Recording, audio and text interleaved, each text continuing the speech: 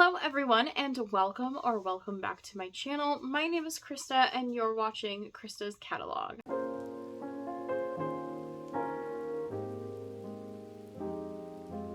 In today's video, I'm going to be doing my first ever book haul. All of these books are library books. Now, a lot of these books are going to be intended for middle grade March, which is a readathon for the whole month of March, where you try to read middle grade books. However, this isn't specifically a March TBR, but a bulk of these are with the intention to read in March. The first book I have is Emily Wilde's Encyclopedia of Fairies. This is by Heather Fawcett. This is the first book in a cozy magical fantasy series.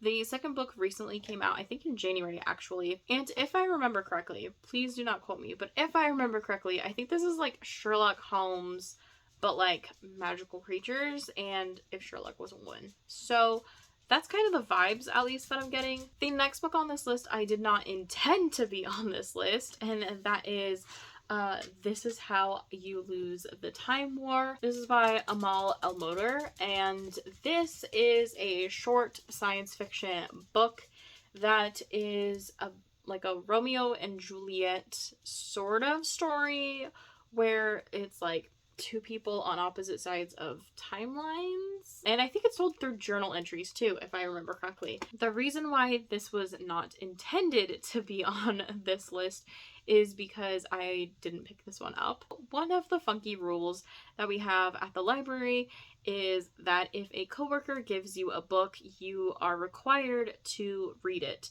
So I was given this book by two coworkers, and so now I have to read it soon. The next book on this list is There There by Tommy Orange. This is a literary fiction novel that has to do with Indigenous people, I believe. This is a book club book for my library. Another book club book is The Anthropocene Review by John Green.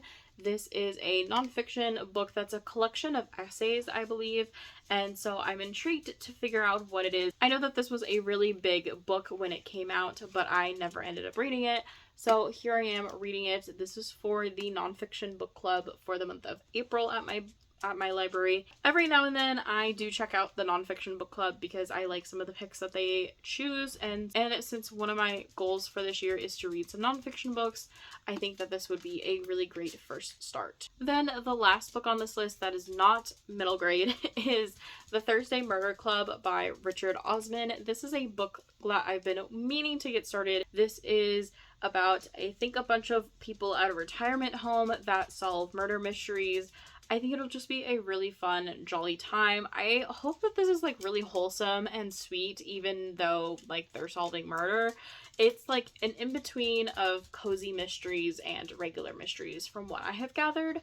And I know that this is like super popular at my library, and I just want to check it out. Moving on to middle grade books, I have The Forbidden Expedition by Alex Bell. This is the second book in the Polar Bears Explorers Club. I read the first book a long time ago now. This follows our main character, who is a polar bear explorer, or she's trying to become a polar bear explorer in the first book. And in order to do that, you need to explore and go on expeditions, and she ends up going on this first one adventure, and this one I think is her first official one as a polar bear explorer. Another sequel that I am very excited about is City Spies Mission Manhattan. This is book 5 in the City Spies series by James Ponti. This is one of my favorite series that I have read in the last couple of years as well. This follows our main characters, who are all a collection of kids that come from unfortunate situations, or they definitely weren't very loved in their homes, and so they are taken to join this international spy company.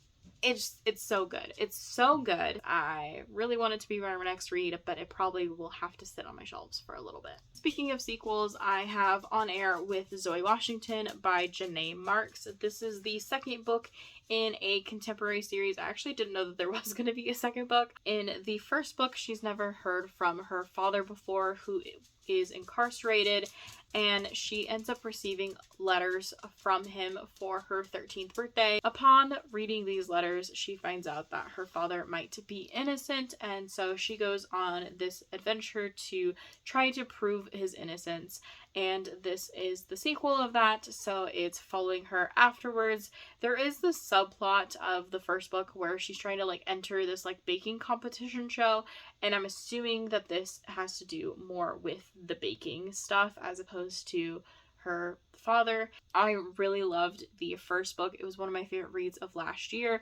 I was super excited to read it. I read it for the month of February because I was trying to read books that have Black main characters, and I don't know why I never picked up the sequel. Another sequel that I really want to read soon is Arusha and the City of Gold. This is by Roshani Chokshi. This is the 4th book in the Pandava series. This is one of my favorite series that I have read recently. It is phenomenal. If you have not read them, I definitely recommend them. But I am trying to make my way through the whole series. I have 2 books left, just this one, and then the 5th one. The 5th one we actually don't have at the library currently. It's checked out.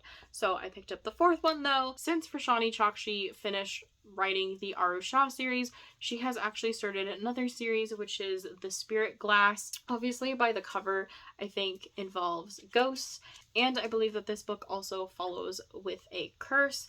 So I'm excited about it. It seems very different from the Arusha series. That's kind of what I'm hoping for. If you can't tell, one of my other big goals that I have, not necessarily for this year, but just in general, is to read all of the Riordan Presents books. So one of those books is Sarah Botang's Guide to Vampire Hunting. This is by Roseanne Brown. This is another paranormal book. I believe that this one follows Nigerian mythology, and I'm excited about it. I'm excited about all of these books. I really have loved pretty much every Riordan Presents book, so I am expecting a lot of really great things about this. The last Riordan Presents book that I have on this list is Winston Chu versus the Whimsies by Stacey Lee.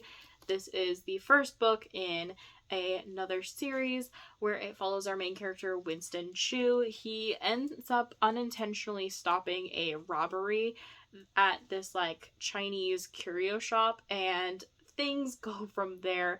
It, I believe, follows Chinese mythology, and also I think he's on the hunt for a lost item that may or may not be in the curio shop. And then a book that I know absolutely nothing about is The Vanderbeekers of 141st Street. This is by Karina Glosser. As I said, I don't know anything about it, but this is such a popular book. I can't believe how popular it is. It always has holds. I had to put a hold on this book just to get it, so I have to read it in the next few weeks. The second to last book on this list is All You Need Is Love by Sabrina Guerrero, about our main character whose grandmother is not doing so well, and so her family decides that they should take a trip to see her. She lives in Barcelona, and so it's her first experience with a new culture and getting to know her grandparents. And also I believe that the family owns a bakery in Barcelona, and I expect this to be a very, very, very cute story. It was on my most anticipated releases for the year it came out, but I never ended up picking it up. And then the last book on this list is another book that I can't believe I haven't read yet, which, I mean, you could say that about all of these, is Ivy Aberdeen's A Letter to the World. This is by Ashley Herring Blake.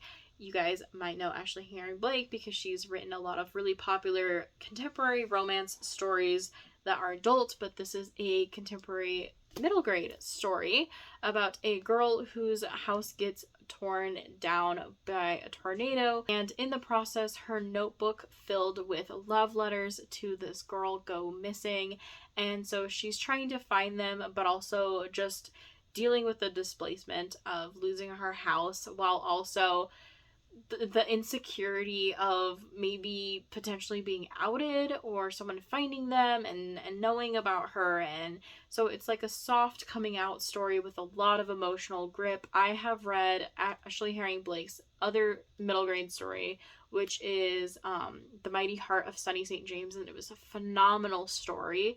Honestly, I really loved that book more than I've loved her adult things, so I'm very, very, very, very, very excited about this. I think it might be a 5-star read, honestly. So that is it, guys, for this video. Comment down below if you guys have read any of these books. Please let me know your thoughts. And if you guys are interested in seeing more book hauls, leave that down below as well, because I'm not sure whether or not I want to do more of these. If you are not subscribed and this is your first time here, definitely recommend checking out my other videos and subscribing, and make sure to hit that little bell icon because I post every Tuesday, but sometimes on Fridays, and so the bell would be helpful to let you know when I post something new, and I will hopefully see you in another one. Thanks so much. Bye.